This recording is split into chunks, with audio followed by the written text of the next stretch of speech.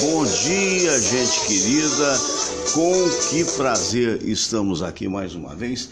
Alô, Jacksens, alô, Velverton Keyboard, alô, Fabão Oliveira, turma que está em sintonia com a gente, muito obrigado, né? Vamos também lembrar vocês das espadas katana. Olha só, o site da Shotokan, na verdade esse é o do Facebook, tem no Facebook e tem o site, as melhores espadas forjadas sob o sol, espadas katana, mais de 60 mil seguidores. Você pode pedir a sua espada, uma espada evidentemente decorativa, mas que é idêntica às do samurai da Idade Média, onde você tem essa importação maravilhosa de Hong Kong, espadas katana. Também um alô para Bradesco Seguros Alto, fez seguro alto, ganhou assistência residencial por um ano, quinzena do seguro, previdência privada, carregamento zero na entrada e sorteio mensal de 50 mil por um ano. Bradesco Seguros. E a Camélia Flores, um alô para o Alvinho, para o Álvaro,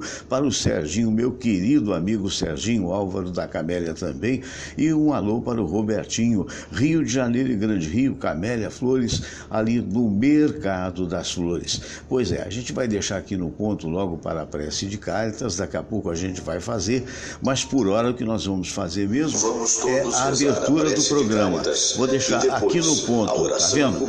Daqui a pouco vai começar, não é? Mas não agora, não especificamente agora. Eu queria lembrar para vocês do Netflix, Fabão Oliveira, Maica Patrícia, Maria Aparecida. Esse é o Netflix. Eu vou mostrar para vocês só a abertura. Deixa eu ver onde é que eu coloquei aqui. É que eu botei essa cadeira aqui me atrapalhando, mas você sabe que esse é um self-made program, né? Muito bem, esse é o novo seriado da Netflix, o Safe. Dá uma olhada só na qualidade da imagem. Você está me vendo, está vendo aí até o tripé, porque de repente está entrando aí a abertura, mas olha que coisa fantástica, tá vendo? Até todos nos encontrarmos com Cristo, um negócio meio assim, meio sabe, no início dessa série tem essa cena pungente, uma cena de enterro, né? E na verdade são muitas as séries da Netflix. É por isso que eu sempre recomendo, porque é a forma mais em conta, mais barata de você ver cinema de alta qualidade na sua casa, através de uma TV moderna ou através mesmo do seu computador. Netflix. E aqui eu parei a cena. Se eu quisesse, eu parava, ia tomar café com pão e manteiga, depois eu voltava. Alô, Jader Braga, um abraço para você. Ali a Samira está botando no site certo, que estava no site errado aí, não é? Para poder dar a imagem para os nossos convidados daqui a pouquinho. Bom dia, Samira. Bom dia, Fernando. Bom dia mesmo. E agora então vamos começar os nossos comentários do dia de hoje. Eu quero agradecer muita gente, né? Sintonizando com a gente, mandando alôs. Alô, Icleia Cardoso de Queiroz, sempre presente. Muito obrigado, Icleia. Jader Braga, Otávio Melo também. Então vamos por etapas. Essa situação de insegurança que nós vivemos no Rio de Janeiro é qualquer coisa de terrível. Ainda hoje ficamos sabendo que ontem, por volta de 7 horas da noite, não é? No Colégio São Vicente de Paula, em Cosme Velho, um dos colégios mais tradicionais do Rio de Janeiro, e por que não dizer dos mais caros, onde só vai estudar quem tem grana para poder pagar, porque infelizmente colégio, quando é religioso, é assim, não é? Geralmente eles dão de bolsa de estudo 5%, 6%, 10% da totalidade e cobram alto daqueles que podem pagar. Então esse é um dos colégios melhores, mais tradicionais, porque é claro, quando você paga alto demais, você tem condições de contratar bons professores. E lá estava uma senhora com seu filhinho no colo, filhinho de 6 meses, esperando o outro menino, não sei, que ia sair, quando de repente esse bebê foi atingido por uma bala perdida à altura do ombro. É um negócio absurdo, né? Absurdo. Ela prontamente foi socorrida, foi levada ao hospital, o menino passa bem, sedado, evidentemente, ainda bem que não atingiu nenhum órgão vital, a bala está ali, e ele vai ser operado logo mais às 3 horas da tarde, e se Deus quiser tudo vai correr bem. Mas somente este ano no Rio de Janeiro, 15 crianças foram atingidas por balas perdidas.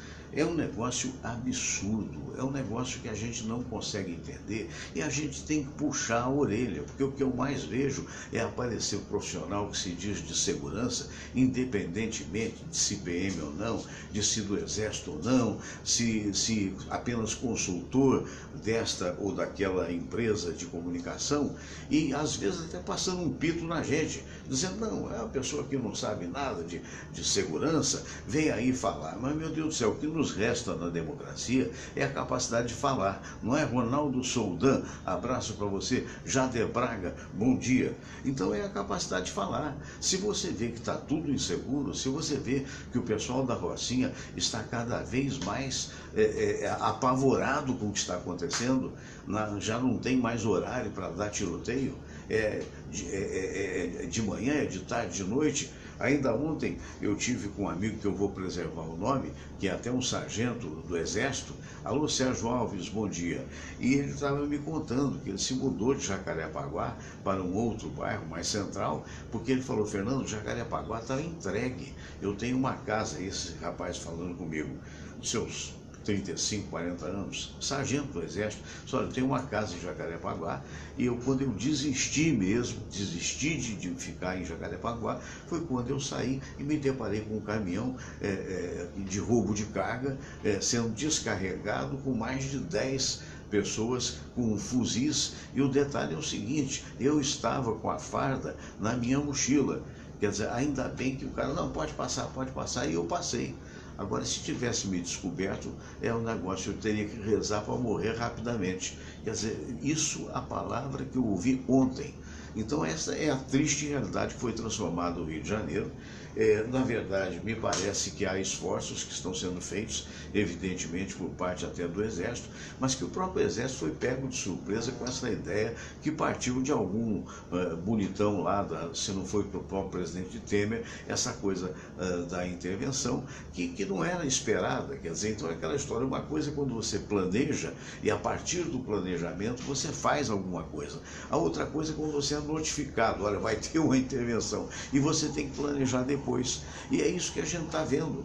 Quer dizer, o Rio de Janeiro chegou a uma situação tal, alô, Otávio de Mello, abraço querido, abraço para Santa Catarina, que é lamentável, porque essa bala perdida que aconteceu exatamente em Cosme Velho, gente, Cosme Velho é um dos bairros mais elegantes do Rio de Janeiro.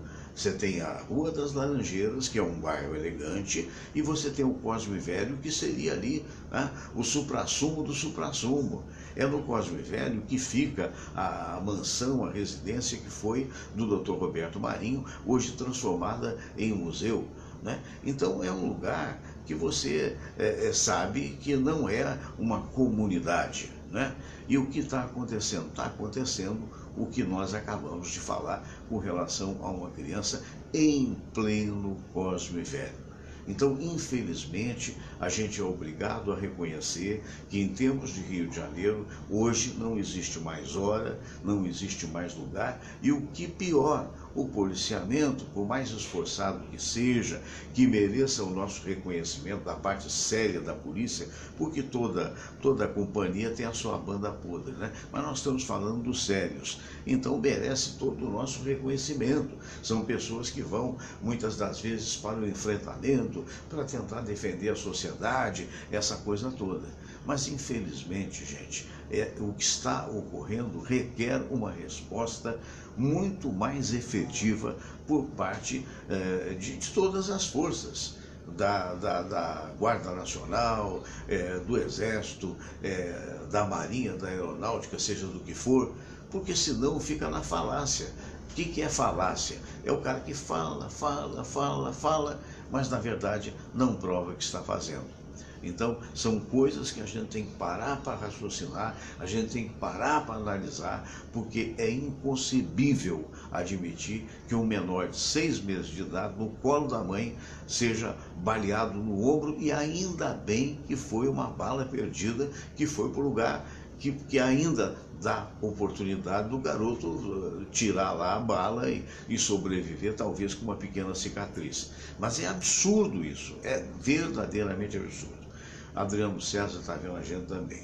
Vocês sabem, vocês que me veem, nós temos um programa e esse programa procura ser o mais democrático possível. Suzana Leal, bom dia para você. Essa sempre foi a minha postura.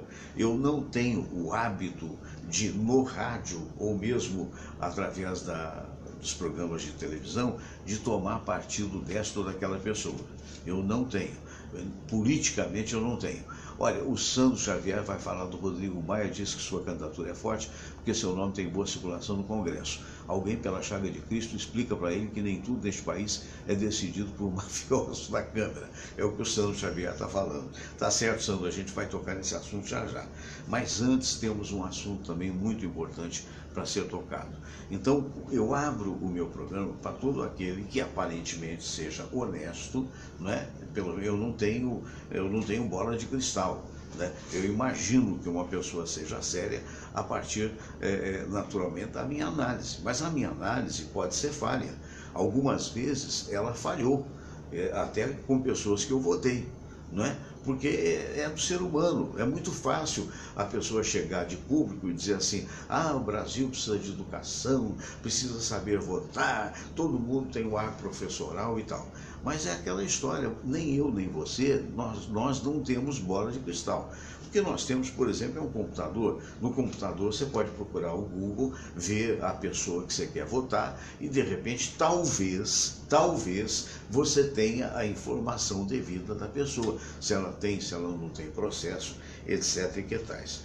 Mas, enfim, todo aquele que me procurar, ele vai ter uma abertura se eu achar que é conveniente também, né? Claro que eu não vou botar aqui jamais nenhuma pessoa que eu imagine que seja um bandido, uma coisa assim. William Laranja, meu amigo, tá vindo? Não sei se o William vai vir hoje, mas de qualquer maneira seria um prazer. Quem mandou um abraço para você, William, foi o nosso querido Eros Mário Cordeiro, que estará conosco amanhã. Hoje ele não está vendo o programa porque tem uns exames a fazer, ele até viria hoje, não é? Ah, o William está chegando, maravilha. E ele mandou um abraço para você, amanhã ele estará aqui conosco. Mas então, voltando à história, então eu abro o meu programa para todos aqueles que eu julgo que possam acrescentar alguma coisa à sociedade. É o caso do Rubens Teixeira, que esteve aqui há 2 dias. Porém, ontem, no RJTV, o RJTV mostrou uma denúncia do Ministério Público, essa denúncia por improbidade administrativa para com o Rubens Teixeira. Eu queria dizer para você o seguinte: denunciado não necessariamente é culpado, evidentemente tem que ser analisado. Nós estamos vivendo uma cultura no Brasil que apareceu o nome de fulano, de Beltrano, e muita gente já pensa assim: tá vendo? É corrupto, é culpado, e necessariamente pode ser ou pode não ser. A denúncia que foi apresentada ontem pelo RJTV com relação ao Rubens Teixeira, que foi diretor financeiro da Transpetro, diretor financeiro administrativo, que esteve aqui no programa, que foi também nesse governo do Crivella, ele chegou a ter 3 cargos ocupando, né? O primeiro é o secretário de Conservação e Ambiente, depois ele foi para a presidência da Conlurb e depois, então, ele finalmente chegou para secretário de Transportes, o que é uma coisa que, sinceramente, aí eu acho que a falha não é dele, a falha do prefeito, porque esses cargos todos em menos de um ano, isso, infelizmente, não duvido da responsabilidade, da capacidade dele, mas isso não faz nem com que a pessoa crie limo, como se diz, né? Porque mal você está num cargo, você já passa para o outro. E aí a indecisão parte de quem indica para este ou para aquele cargo. Mas, inegavelmente, é uma pessoa preparada, inegavelmente, com livros publicados e tal.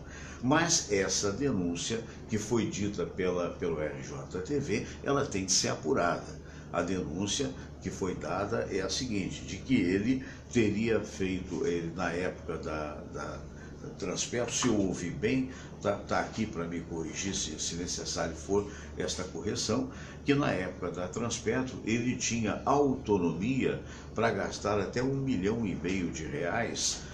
sem precisar licitação. E que ele teria gasto 800 e poucos mil reais, eu não me lembro de toda a situação, com uma empresa recém-formada e uma empresa que seria de propriedade da mulher que foi sua chefe no Banco Central. Ele é funcionário concursado do Banco Central. E que a crítica que o Ministério Público faz é de improbidade administrativa. Por quê? Porque, segundo o Ministério Público, segundo os acusadores, ele poderia ter feito o mesmo serviço através de funcionários da Transpetro. Será que de fato isso ocorreu? Essa é a pergunta. Ele mesmo colocou Sandro Xavier, um abraço, Ricardo de Paula Ferreira, abraço, Miriam Corrêa assistindo, um abraço, para a doutora Rene, nossa querida amiga, nosso carinho, nosso abraço, um bom dia para ela. E Euseni Elide também vendo a gente.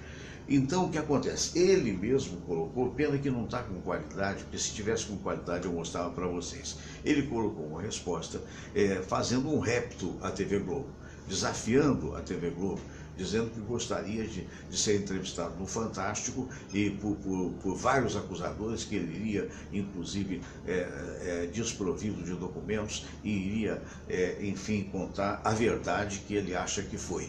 Né? Nós todos, hoje, eleitores, ficamos naturalmente na expectativa. É aquela história, a acusação é séria e a defesa também, igualmente, tem de ser séria, não é? E a gente vai aguardar os desdobramentos, mas eu não me furto de dizer para você de tudo que acontece. Né? Não seria justo da minha parte eu chegar aqui e dizer não está tudo um mar de rosas. Não, não está. Com relação a essa acusação, não está. Evidentemente, cabe a quem acusa o ônus da prova, mas cabe também ao acusado provar a sua inocência. Muito bem. E o terceiro assunto que eu já coloquei aqui na abertura e que eu vou falar é que o Rodrigo Maia disse que a sua candidatura é para valer, porque muita gente andava dizendo que a candidatura à presidência da República do filho do César Maia só aconteceu para que ele possa se ajeitar e, na verdade, ser reeleito como presidente da Câmara.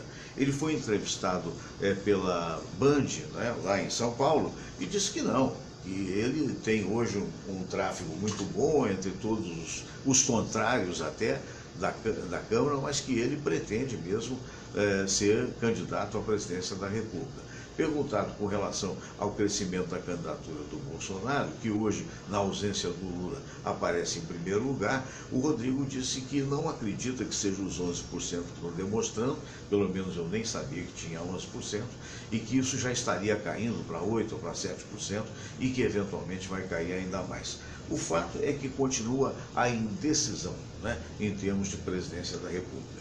E o outro assunto palpitante do dia foi a escalação da seleção, ou pelo menos não escalou a seleção, mas ele convocou os jogadores que vão nos representar na seleção, o Tite, e que foi, como sempre, professoral, paizão, é uma pessoa que merece todo o nosso respeito, que merece a nossa admiração pelo que fez. Ele pegou a seleção, a questão de 2 anos atrás, sequer ela estava classificada para a Copa América, e ele botou essa seleção sendo hoje uma das favoritas para ganhar o título.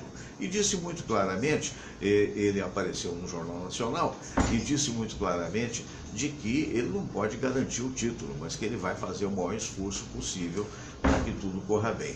E a gente espera que isso aconteça. Na verdade, eu não entendi o momento em que ele estava dando a escalação dos jogadores, e que ele disse assim: não, mas daqui a pouco vocês vão ali e vão falar, não, mas faltou esse, faltou aquele, vão falar. Ora, é evidente que vão falar, não é? Cada qual tem a sua escalação na cabeça. Mas o importante é que ele é um bom técnico, uma pessoa que merece todo o prestígio, e que o Brasil está bem obrigado do ponto de vista de futebol. Se todos os nossos problemas fossem futebol, a gente seria talvez um dos países mais evoluídos do mundo. O problema é que se gasta tudo que se pode com relação ao esporte e ao futebol e se esquece da população. Maurício Ferreira, um abraço. Sérgio Solon Santos está assistindo a gente do Rádio de Verdade, maravilha de site. Abraço, Sérgio Solon, bom dia para você, obrigado pelo bom dia para mim e para a Samira. Então, basicamente, esses os assuntos palpitantes do dia de hoje que nós vamos acompanhar de perto. Denise Guzmán Silva, um bom dia para você. Sem mais delongas, nós vamos agora primeiro para a indicação dos livros, e depois a gente vai para a prece de Cáritas. Ainda temos hoje a participação do Dr. Silvio Provenzano falando de diabetes e hipoglicemia. É preciso que você preste atenção nesse detalhe. Então nós vamos agora, vou mudar aqui a câmera, nós vamos aqui, olha, dizendo para você, olha, O Caçador, choperia, O Caçador, você pode participar do Caçador, fica na rua Pareto, 42, O Caçador, melhor restaurante da Tijuca. Mapa do Céu, é o livro do Dr. Eben Alexander III, é um livro muito interessante, como a ciência e religião e as pessoas comuns comprovam a vida após a morte. Ele é PhD, né? A Outra Face de Gardel, é muito interessante esse livro, e Brian Weiss, Só o Amor é Real. Falando nisso, é muito curioso como é que a ciência trata da existência ou não da vida após a morte, né? Porque há aqueles cientistas que acreditam plenamente e aqueles que não acreditam. E a vida é mesmo assim, é feita de dualidade, é feita de opiniões, aliás, múltiplas opiniões, né? Vamos para a oração, daqui a pouco o Dr. William Laranja conosco. Deus nosso Pai, que sois todo poder e bondade, dai a força àqueles que passam pela provação. Dai a luz àquele que procura a verdade. Põe no coração do homem a compaixão e a caridade. Deus, dai ao viajor a estrela guia, ao aflito a consolação, ao doente o repouso. Pai, dai ao culpado o arrependimento, ao espírito a verdade, à criança o guia, ao órfão o pai. Senhor, que vossa bondade se estenda sobre tudo que criastes. Piedade, Senhor, para aqueles que não vos conhecem. Esperança para aqueles que sofrem. Que a vossa bondade permita aos Espíritos Consoladores derramarem por toda parte a paz, a esperança e a fé. Deus, um raio, uma faísca do vosso amor pode iluminar a terra. Deixai-nos beber nas fontes dessa bondade fecunda e infinita, e todas as lágrimas secarão, todas as dores se acalmarão. Um só coração, um só pensamento subirá até vós, como um grito de reconhecimento e de amor. Como Moisés sobre a montanha, nós vos esperamos com os braços abertos, ó bondade, ó beleza, ó perfeição. E queremos de alguma forma alcançar a vossa misericórdia. Deus, Dai-nos a força de ajudar o progresso a fim de subirmos até vós. Dai-nos a caridade pura, dai-nos a fé e a razão, dai-nos a simplicidade que fará de nossas almas o espelho onde há de se refletir a vossa santa imagem.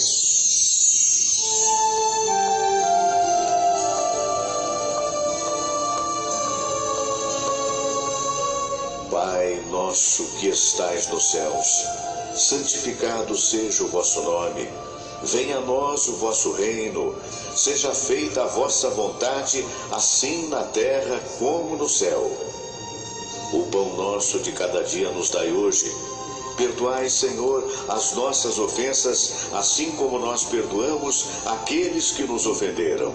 E não nos deixeis cair em tentação, mas livrai-nos de todo mal, porque teu é o poder e tua é a glória, por todo sempre. Amém. Que maravilha, né, gente? Olha, um abraço. Olha, eu tô até tomando um cafezinho aqui. Não repara não, viu? Não repara não. Eu queria mostrar para vocês esse trabalho muito bonito que é feito pelo Dr. Silvio Provenzano, e depois a gente vai para a sala de visitas. É um trabalho sobre diabetes.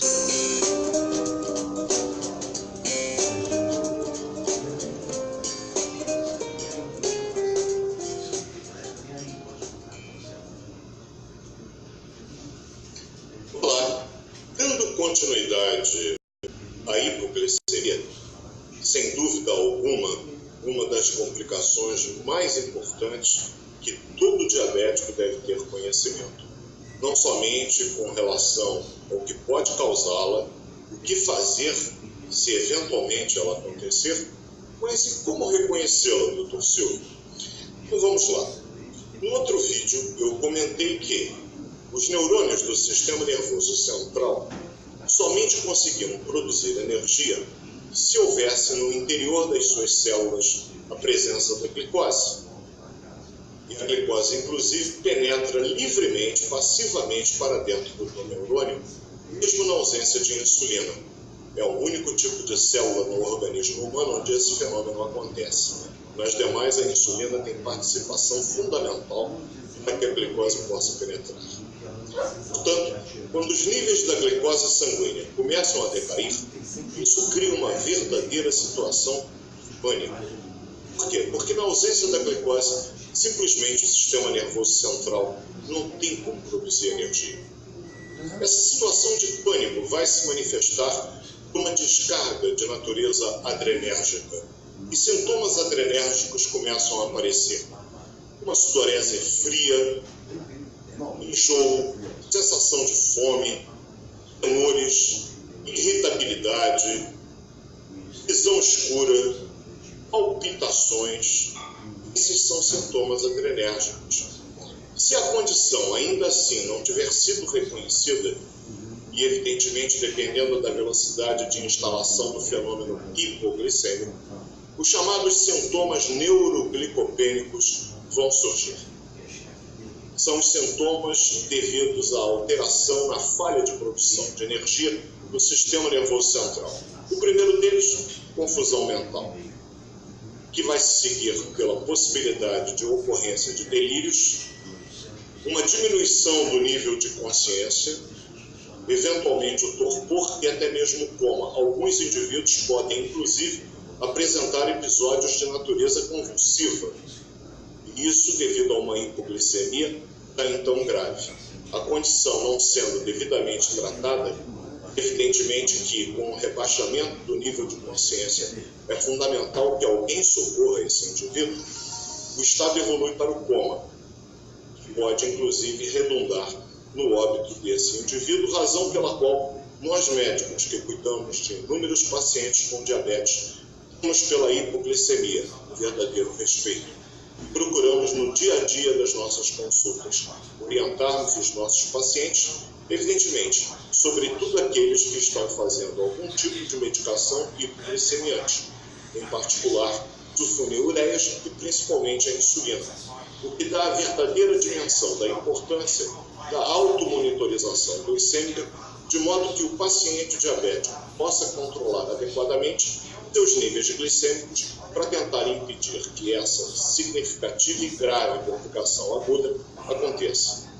Espero ter ajudado com esses comentários a esclarecer um pouco mais sobre essa importante condição, a hipoglicemia, e continuo ao dispor de vocês, meus ouvintes. Um abraço.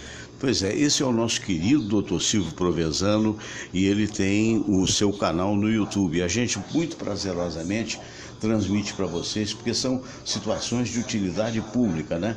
O Flávio de Oliveira Raposo está assistindo, o Anderson Gomes também está assistindo, Eliane Santos está assistindo. Olha, minha gente, daqui a pouco, então, nós teremos o quê? Nós teremos aí aquele momento da sala de visitas, mas por hora, a pedidos, noites traiçoeiras.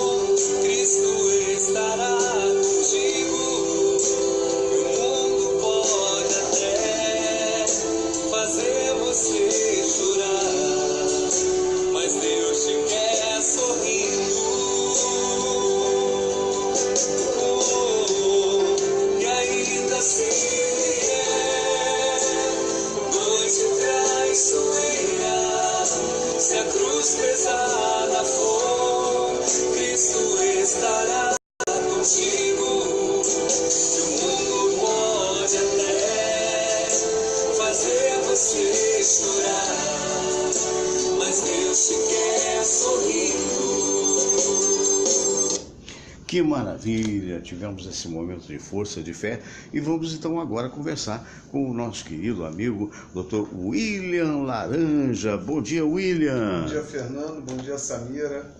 Bom dia, pessoal que está nos assistindo. Um beijo para o Eros, que eu recebi o recado dele. Sei. Né?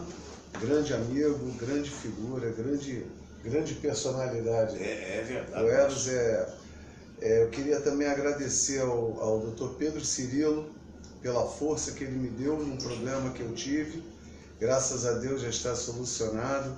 Pedro, um beijo. Conta sempre comigo. Que maravilha. Pedro Cirilo, nós todos conhecemos, mas é provável que você também esteja ouvindo o nome dele pela primeira vez, como acontece com todas as pessoas quando são apresentadas. O Pedro é médico dos mais qualificados e é o atual diretor do Hospital da Lagoa Rodrigo de Freitas, Hospital Federal da Lagoa Rodrigo de Freitas, envidando esforços, né, dentro das dificuldades naturais de um hospital federal. Um abraço grande. Brevemente ele estará aqui conosco, o Dr. Pedro Cirilo. Mas eu queria que você comentasse esse momento de insegurança que nós estamos vivendo. Eu abri o programa do dia de hoje com relação àquela criança que levou aquele tiro, imagina você, no ombro, né? Dentro de uma creche, de 6 meses, dentro do São Vicente de Paula, um dos mais sofisticados colégios do Rio de Janeiro. Isso. Né? E graças a Deus está fora de perigo, não pegou órgão vital nenhum, mas a criança está sedada, naturalmente, e vai ser operada às 3 horas da tarde, se Deus quiser, tudo vai correr bem. Agora, isso aí mostra essa inquietude, né, que existe no Rio de Janeiro e nas grandes cidades. Né?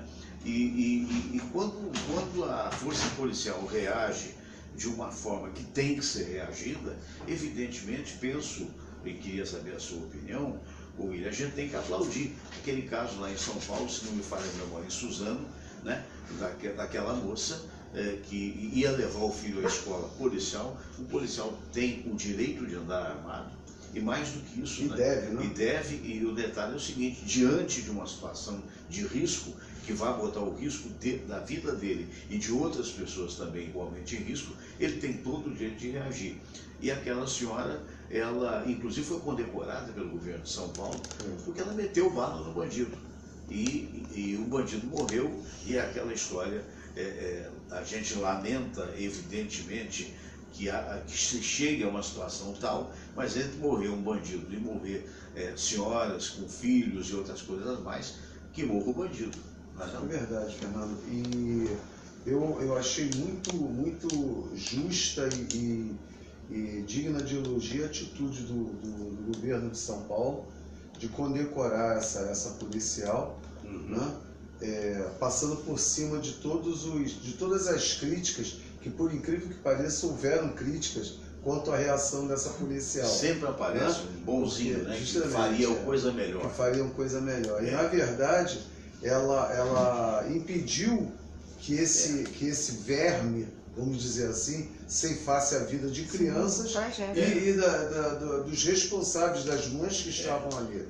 Aplaudir essa policial, e que se todos os policiais, embora acredito que seja a vontade deles, mas impedidos de agir da mesma forma que essa policial agiu, porque estão, no caso, seriam crucificados aí, a arma apreendida, e ele passar para o serviço administrativo, né, até a conclusão do inquérito.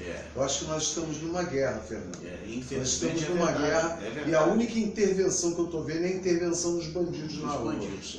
Infelizmente é um fato real. Você vê, a gente está vendo reportagens, mais reportagens, e hoje eu tive a oportunidade de manifestar a minha preocupação, ainda que sobre risco pessoal. Porque quando a gente mete a cara em programa pessoal e fala e dá opinião, principalmente se o outro lado lá está armado, é muito complicado, porque nós somos cidadãos comuns. É verdade. Né? Nós não temos o hábito de andar armados, nós não temos proficiência em defesa pessoal, né? Mas é aquela história que está ocorrendo numa cidade como o Rio de Janeiro, é um negócio louco. Porque você vê os habitantes da Rocinha, por exemplo, os habitantes da Rocinha estão apavorados. Diuturnamente se apresentam na televisão dizendo não tem mais hora. É tiroteio de manhã, tiroteio à tarde, tiroteio à noite. E as pessoas precisam trabalhar, precisam estudar, precisam ir na madrugada para as filas dos hospitais. Enfim, eu acho que a pessoa tem que ter liberdade. Você sabia que a primeira providência que Hitler teve foi desarmar a população. Né? A verdade é essa. É verdade.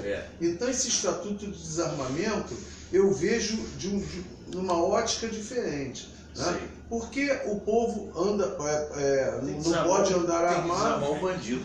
Justamente. E o bandido continua. Você lembra aquela do garotinho que entrega a sua arma e tal? É uma bobagem muito grande, porque eu sinceramente, eu nunca tive arma, eu acredito que nunca vá ter. Mas é aquela história, quem tem é para defesa pessoal. É lógico. Né? E hoje em dia é um negócio complicado. Você vê, eu falava de uma pessoa que eu quero preservar o nome, porque senão as pessoas acabam identificando. Deixa eu mostrar a situação aqui para vocês. É que o Todinho tem 6 meses e ele está brincando comigo, entendeu? Então, se eu estou assim meio estranho, é porque faz parte deste programa. Esta malinha faz parte. Agora está chorando, está zangado. Muito bem. Então, o que acontece? Ontem eu conversava com um amigo, sargento do Exército, e ele estava dizendo para mim que mudou para um determinado lugar mais seguro, porque ele morava em Jacarepaguá. E usou a seguinte expressão: Jacarepaguá está entregue, Fernando. Então ele falou: Fernando, agora imagina, eu tenho uma casa em Jacarepaguá, uma casa de 2 andares, essa coisa toda e tal, herança até dos meus pais e tal. Um belo dia eu fui sair e eu estava com o fardamento na mochila. Quando eu saí, eu dei de cara nada mais, nada menos, com 10 bandidos descarregando um roubo de carga. E eu falei: meu Deus do céu, eu estava até armado de ele, mas não adiantava, porque ele estava com um revólver, os caras com fuzil, com isso, com aquilo e tal. Ele falou: chegou a minha hora. Aí o cara olhou para a cara dele e disse: não, pode passar, pode passar. Ele falou: graças a Deus. Foi quando ele tomou a decisão, mas a decisão dele foi mais séria. Porque ele falou: não tomou a decisão só de sair de Jacarepaguá, não. Ele tomou a decisão de pedir transferência para qualquer interior do Brasil para sair do Rio de Janeiro. E ele é carioca, nascido no Rio de Janeiro. Então eu queria que isso batesse na testa dos generais comandantes da intervenção, porque nós estamos aguardando, poxa. Essa é a realidade. Mas eles também estão presos, o Fernando, porque olha quantas ONGs de direitos humanos nós temos aí. A Anistia Internacional, ou seja, todos se metendo para a proteção dos meliantes. Mas se fosse assim, isso está no mundo inteiro. E você não encontra essa bagunça que nós temos no Rio de Janeiro e em Londres. Você não encontra essa bagunça que nós temos. Nova York era muito mais violenta e conseguiram consertar. Então estavam lá as ONGs todas. Justamente. Então o que falta é decisão, porque a ONG ela não tem poder de fogo. Mas é a mídia? A mídia crucifica qualquer um. Entendeu? Eu sei, mas mídia crucifica alguma coisa tem que ser feita, porque o que está ocorrendo aqui, você tem uma ideia, a gente sabe disso de outros locais que vivem uma verdadeira paz. E nós não temos isso no Rio de Janeiro hoje. É uma realidade. Nós não temos em Fortaleza, tivemos em Fortaleza recentemente, em alguns lugares você vai com medo. E dizem que Fortaleza, não sei se é verdade, estaria pior que o Rio de Janeiro. E Natal? Então o que está faltando... O Natal tá brincadeira, o Rio Grande do Norte. Exatamente, entendeu? Eu entendo perfeitamente o que você está falando. Eu acho que as leis têm que ser mais severas. Eu acho que essas ONGs elas podem fazer lá o seu trabalho, mas que não devem intervir na punibilidade. Mas o que está faltando é profissional de segurança. A meu ver, não tem nada a ver com ONG, tem a ver com competência. Tem que ser competente. Não pode o general secretário de Segurança do Rio de Janeiro, no dia que foi apresentado, foram apreendidos 157 ou 159 pessoas, lá negócio de milícia e tal, e chega de público e diz assim: agora vai ser assim e tal, todo mundo aplaudiu, mesmo aplaudir, e de repente desses 159, pelo menos ficaram só 21, porque os outros não tinham passagem pela polícia, não havia maneira de prender. E naquela ocasião, esse general, talvez com a melhor das intenções, disse: agora vai ser cada vez mais próximo e tal. E de lá para cá não aconteceu nada. O general Richard, né, que no caso isso, você está falando de bigodinho. Isso, que é o secretário de Segurança, ele me parece uma pessoa muito séria. Mas é aquele negócio... Mas eu também sou sério. Não sei, Fernando. Eu também sou sério. E eu não tenho o poder que ele tem nas mãos, eu não tenho a aposentadoria que ele vai ter. Fernando, ele também obedece ordens, Fernando. Eu sei, mas então alguém tem que ser competente, ué. Se eu me proponho a fazer um programa de rádio, por exemplo, eu tenho que ser competente para fazer. Com certeza, e é. Se eu chegar publicamente até a criticar, dizer: não, tem jornalistas criticando que não tem expertise em segurança, é verdade, mas cadê a segurança? Essa é a pergunta. Essa é a pergunta. Né? Quando você vê, porque é angustiante. Você fica pensando que a qualquer momento, eu ou você, ou qualquer um que esteja nos vendo, vai ser vítima de uma bala perdida. Você vê aqui na Tijuca, o William, você vê ali em frente ao shopping Tijuca, botaram uma guarita blindada da PM. Não tem PM dentro. Aqui na esquina da São Francisco Xavier, botaram outra guarita blindada de PM. Não tem PM dentro. Fernando, chegaram um absurdo há um tempo atrás, não sei se vocês souberam disso, de tomarem a pistola de um sentinela, de um soldado na frente do batalhão da Polícia do Exército na Barão de Mesquita. Tomaram a arma de um militar da Polícia do Exército, da PE. O abuso está muito grande, Fernando. Você quer ver? O abuso está muito grande. Há uma denúncia, não sei se você teve a oportunidade de ver, porque você estava em trânsito. Há uma denúncia que foi dada ontem pela TV Globo e hoje continua reiterada. Acharam um edifício, se não me falha a memória, se eu errar os andares, me perdoe, estou falando de memória, de 11 andares, desses abandonados e tal. E esse edifício foi transformado numa boca de fumo a 300 metros do Comando Leste. Comando Militar do Leste? Comando Militar do Leste. Deve ser aí, naquelas ruas de trás. As ruazinhas vagabundas que tem lá, porque infelizmente... Barão de São Félix. Aquilo Barão de São Félix. Barão de São Félix. Então o repórter da TV Globo foi, todo mundo viu isso, vai ser repetido ao meio-dia. O repórter foi lá e tal. Então o que acontece? Ao lado do edifício tinha um carro da polícia dando segurança. Não sei se é cobertura, mas dá para desconfiar. Dando segurança à área. Que área? Quem é que passa ali? O repórter teve que contornar o carro, porque o carro estava estacionado longitudinal, se é esse o termo que a gente usa, em cima do passeio. E estava lá o guardinha, o cara lá dentro, a polícia ali e tal. Aí o cara chegou e disse, olha, como é que é e tal, né? Posso subir? Aí aparece o traficante, diz, pode, mas é a PM. Não, tudo bem, pode subir. Aí o repórter da TV falou, você pode subir. Aí a entrevista pessoas com a cara coberta, né, que moradores do prédio, diz que os caras simplesmente invadiram, tomaram o primeiro andar. O primeiro andar é a boca de fumo. E a partir daí as pessoas, cada uma tem que contribuir com R$50, que para eles é dinheiro no mês, é o pedágio, e acabou o assunto. Quer dizer, meu Deus do céu, né? Aí tem mais, aí tem uma filmagem da TV Globo por cima, onde filma 4 carros da PM, todos vermelhos, não sei se foi feito do infravermelho ou se botaram para destacar, parados longitudinalmente em frente ao edifício. Aí um cara liga para o repórter da TV Globo e diz assim, olha, tá vendo? Tem 4 carros aí, eles estão pegando a propina. Eles estão querendo 4 mil por semana. Então, a essa altura do campeonato, eles estão lá dentro, pegando dinheiro para ir embora. Claro que isso é a banda podre, isso é um negócio absurdo. Isso acontece provavelmente com 20% ou 30%. Existem aqueles que são incorruptíveis e que a gente deve aplaudir.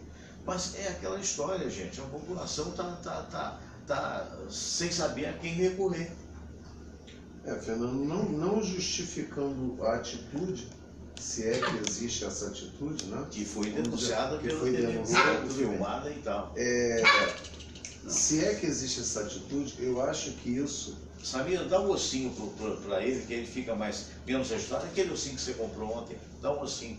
Aí acho que não justifica essa atitude. Logicamente, eu acho que a honestidade... Não pode. Mas é uma política também, Fernando, de remuneração desses homens. Muito falha. Né? Bem falha. O defeito vem dos governos. Você vê em Brasília. Com certeza. Brasília é a polícia mais bem paga do país. Você vê não existe tantas denúncias de corrupção com os policiais de Brasília. É verdade, porque são melhor remunerados. Justamente. Não justifica, porque desde o momento que a pessoa optou por aquele cargo, optou por aquela profissão, ela optou também pela remuneração, pelas condições de salário, de trabalho, de tudo. Mas eu acho que o Brasil tem que remunerar melhor as suas polícias, equiparem melhores as suas polícias, entendeu? Colocar aqueles carros novos da Polícia Militar. Gente, não é colocar 200 carros, poxa, para um número, eu acho que são 50 batalhões, eu não sei, por exemplo, 41, 50 batalhões, 4 carros para cada batalhão. Você imagina o 6º batalhão, que é o batalhão responsável pela área da Tijuca, ter que policiar uma área desse tamanho. cercada de comunidade, né? Com 4 carros novos, porque o resto está tudo sucateado.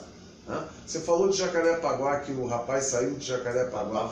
O Jacarepaguá, ela fecha, enorme, né? Ela fecha com a Cidade de Deus, que é uma comunidade altamente violenta. Do outro lado, ela começa na Praça Seca, que poxa, está aquela guerra infernal, né, do Morro São José Operário, Batomuxi, enfim, aquilo tudo. Quer dizer, nós estamos realmente entregues. Aqueles meliantes passando, atravessando a Cândido Benício em Jacarepaguá, a principal via de Jacarepaguá, os caras de fuzil na mão foram filmados pelo helicóptero, mandando, eles dão as ordens, o Rio está entregue aos bandidos. Está entregue aos bandidos. Tem que haver uma política diferente, né, da que está sendo utilizada. O que você fala é rigorosamente verdade, né? O que você vê durante muito tempo, os poderosos, que não somos nem eu, nem você, nem a maioria da população, porque é todo mundo classe média, os poderosos fizeram leis para eles mesmos, né? Então o que acontece? Pagam salários pífios, por quê? Porque querem botar a boca no imposto, né? O imposto é absurdo, né? Você vê, outro dia eu estava vendo, tem um programa aí na televisão que é a respeito das vocações. Então estava vendo que o salário inicial, por exemplo, de um biólogo é de R$ 1.500, pelo menos foi dito nesse programa. Olha, meu Deus do céu, com todo carinho, com todo respeito a quem ganha salário mínimo, quem é que pode planejar uma vida, não é nem com salário mínimo, é com R$ 1.500, né? Inicial... Não, e aí eles chamam, é um salário e meio. E o salário de uma pessoa que se esforçou para ter um curso superior, mesmo que seja profissionalizante, gente, é muito pouco. Agora, por que esse salário é pago dessa forma?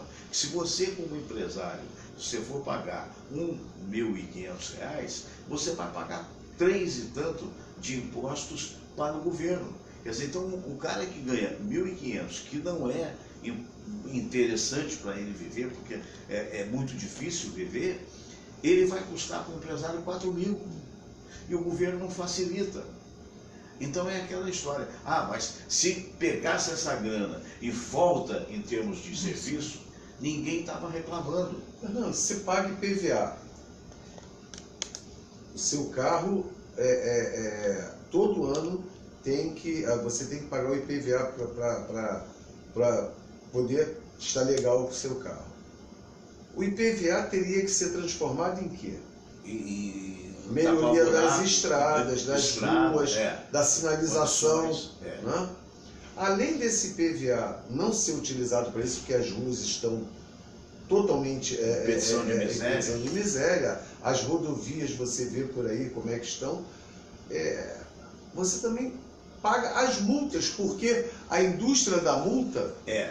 A indústria da multa está muito grande. Você para um carro, a guarda municipal... Para ter radar, eles têm dinheiro para comprar. Tem, claro.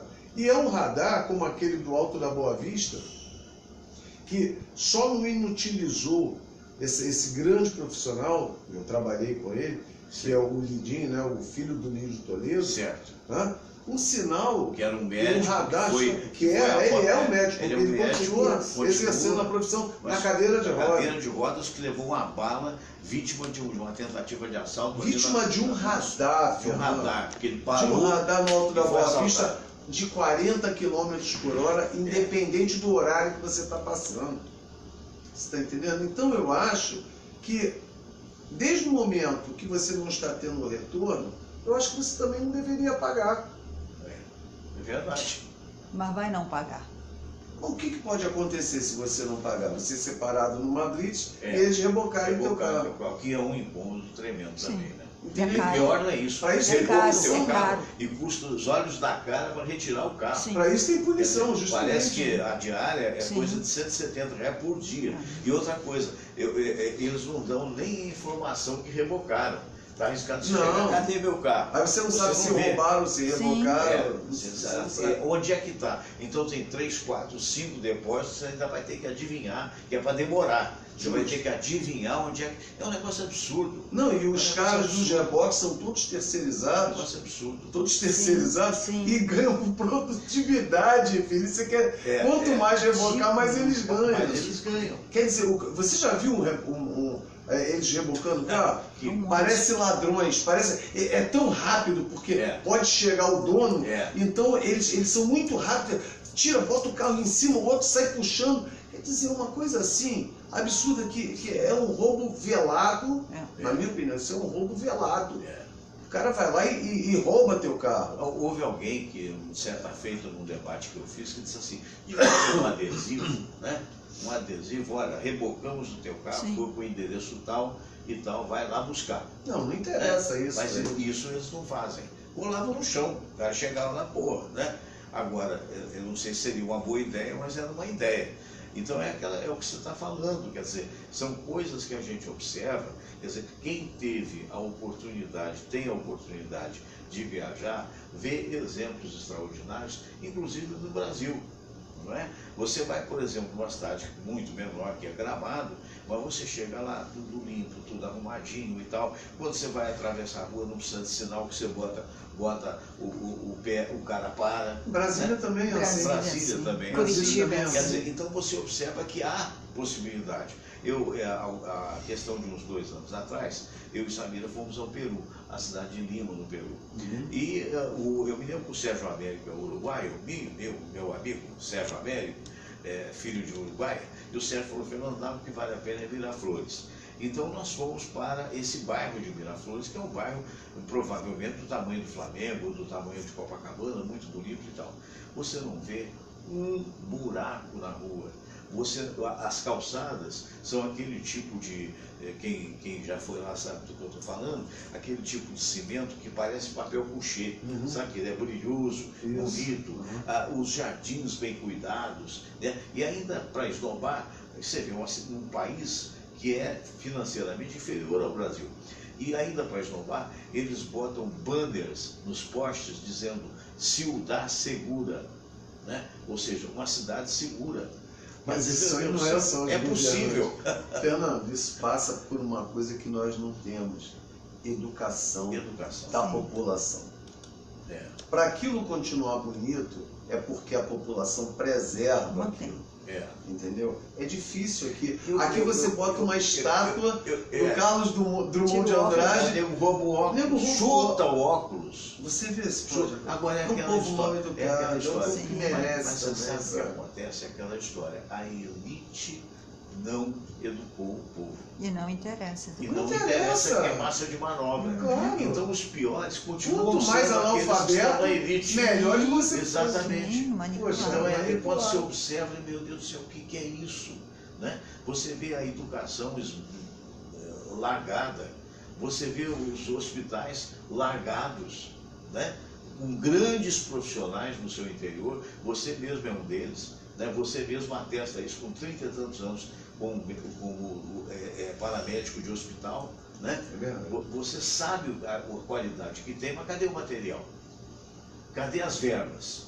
Não tem insumos, né? Não tem insumos. Quer dizer, aí uma amiga querida falou assim, Fernando, eu não gosto de falar coisas negativas, eu até entendo, mas alguém tem que falar. Alguém tem que falar, porque a vida é bela, linda, maravilhosa, leva um tiro na testa, resolve alguma coisa? Não resolve. É verdade.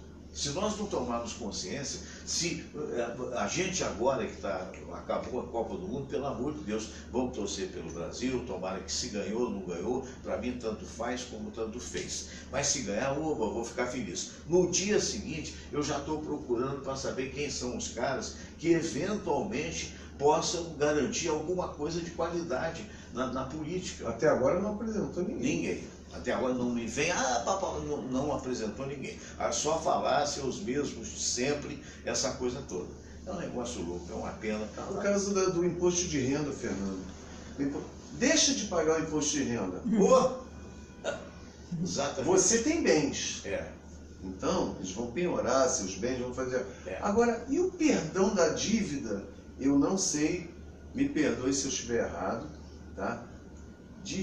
Eu ouvi que o governo perdoou uma dívida de 200 milhões de reais do Neymar. Eu ouvi falar, preste atenção, me perdoe se foi fake news, mas de imposto de renda. Mas tudo bem que não tenha sido do Neymar. E as empresas que são perdoadas? Sim. Quer dizer, Rio, você deve R$1.000, eles vêm e te crucificam, tomam o que você tem. E para as grandes empresas eles perdoam. Não, e outra coisa, vamos mais além. Um negócio, num país de salários miseráveis, essa que é a verdade, a gente não pode ter o luxo de ter o judiciário ganhando o que está ganhando. Isso aí é até... por isso que... Não pode, pô. Não eles dizem que é direito. O senhor que está rindo aí, que está me vendo, que está ganhando 30 e tantos mil reais por mês, o senhor deve estar assim, porque é inveja. Claro que é. Quem é que não inveja esse tipo de coisa? Quem é que não gostaria de estar muitíssimo bem, obrigado? Mas não é o caso de 80% da população brasileira. Eu estou errado, doutor William? Está totalmente certo. E outra coisa, se você tem o teu apartamento, a tua casa, o teu imóvel... Sabe Deus para que você vai ganhar auxílio moradia? Sim. Eu acho que o auxílio moradia se justifica no caso, você está aqui no Rio de Janeiro, você tem um cargo, mas você foi transferido para Paraíba. Poxa, então você vai ter que alugar alguma coisa lá, né? Ou comprar, sei lá que seja. Mas você vai ter que ter aquele auxílio moradia para pagar em função do cargo que você está exercendo. Agora, se você tem a tua casa e trabalha no mesmo local, ou seja, no mesmo estado que aonde você reside, você não deveria ter direito ao auxílio moradia. É imoral. Enquanto uma série de sem-tetos, uma série de pessoas, que estão aí a uma condição subhumana. E subhumana por quê? Porque não uma casa popular, uma mísera casa popular. Subhumana por quê? Porque não tiveram escolaridade, oportunidade. Não tiveram oportunidade e intencionalmente, me parece de forma clara, por parte das elites que dominam o país, infelizmente. Verdade. William Laranja, mas que coisa boa recebê-lo aqui. Muito obrigado. Estamos juntos, evidentemente. Bom sabê-lo bem, né? Como nós temos. Hoje, outro dia eu falava com a Samira o seguinte, que a gente está já no terceiro tempo da vida, pelo menos eu estou, e evidentemente a gente tem mais passado do que futuro. Então, nesse momento, a gente tem a obrigação de transmitir nossa experiência. É verdade. Porque é claro que a gente pode falar muita coisa que a pessoa, eventualmente, do outro lado não concorde. Mas para o jovem é importante. Eu falo para o meu filho de 11 anos, eu falo para ele, filho, papai queria ter a tua idade com a experiência que ele tem hoje. Nossa Senhora. Seria maravilhoso. Então, quanta bobagem a gente deixaria de fazer, né? E eu falo para ele, então, você escuta o que o papai está dizendo? Porque papai já passou por isso. Né? Já passou por isso. E sabe que isso aí não vai dar certo. Essa não é a conduta certa. É verdade. Então você faz a coisa certa que você vai lucrar no futuro. É o que a gente fala para eles. William, muito obrigado. Quer deixar algum e-mail aí? Deixa. O meu e-mail é dr.w.laranja@gmail.com.